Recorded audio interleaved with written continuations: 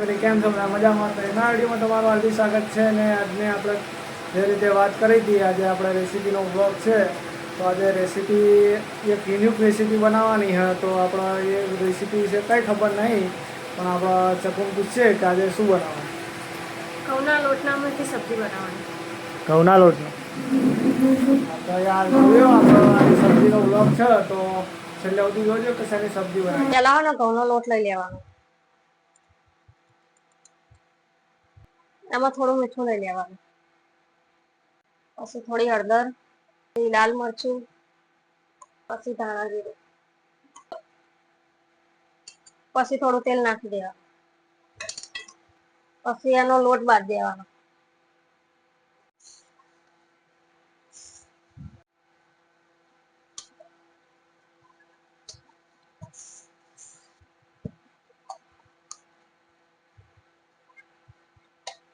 આપણો લોટ બંધાઈ જશે. બસ હવે બંધ કરી દે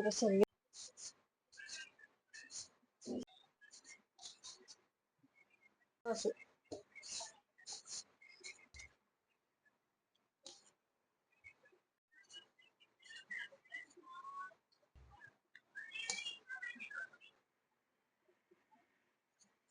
તૈયાર થઈ ગયું છે.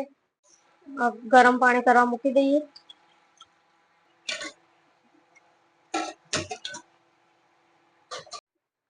તો પાણી થઈ ગયું છે, હવે ગરમ ઉકળવા લાગ્યું છે. હવે નાખી દઈએ.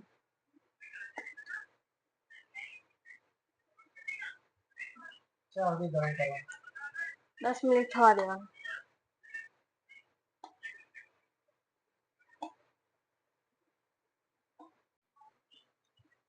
10 મિનિટ સુધી ચડવા દેવાના.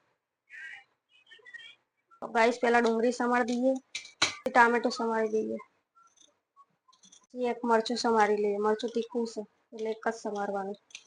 લસણ ફોલીને મેલી તું તો એનો ફોડી નાખીએ પાણીમાં. આપણે એકવાર ચેક કરી લઈએ થઈ ગયા છે.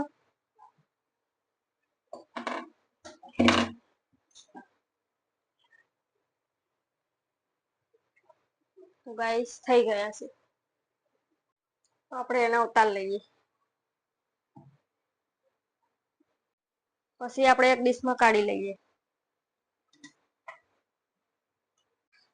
આપણે એક વાટકીમાં બધા મસાલા તૈયાર કરી દઈએ.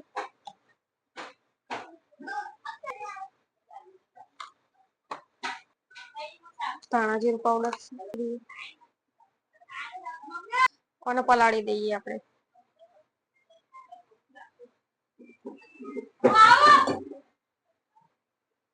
અને પલાળવા મૂકી દઈએ. થઈ ગયા છે તો આપણે સુધારી લઈએ.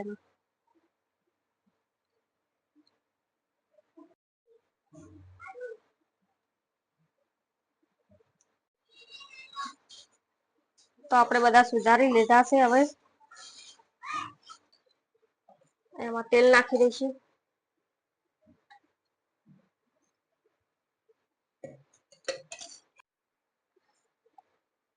તેલ થઈ ગયું છે, એમાં રાઈ નાખી દઈએ. એમાં થોડી રાઈ વધારે નાખવાની, મસ્ત ટેસ્ટ આવશે.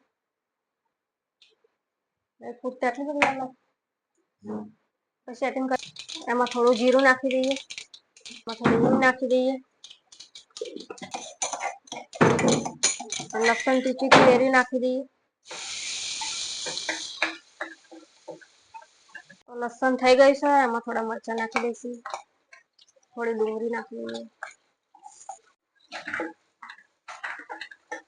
આમાં ટમાટર નાખી દઈએ.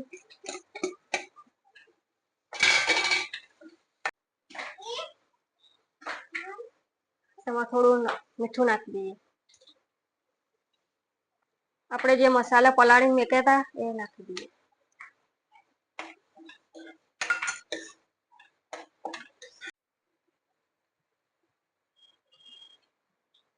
થોડી વાર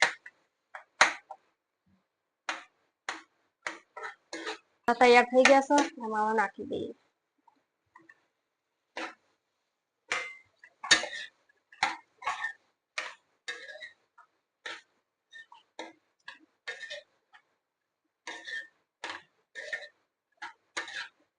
તો 5 મિનિટ થઈ ગઈ છે, આપણે જોઈ લઈએ. તો આપણી સબ્જી તૈયાર થઈ ગઈ. એમાં થોડા લીલા ધાણા નાખી દઈએ.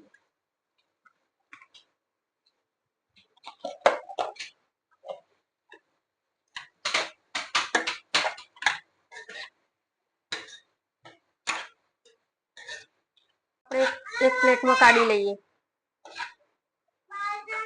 લો ચાખજો કેવી બની.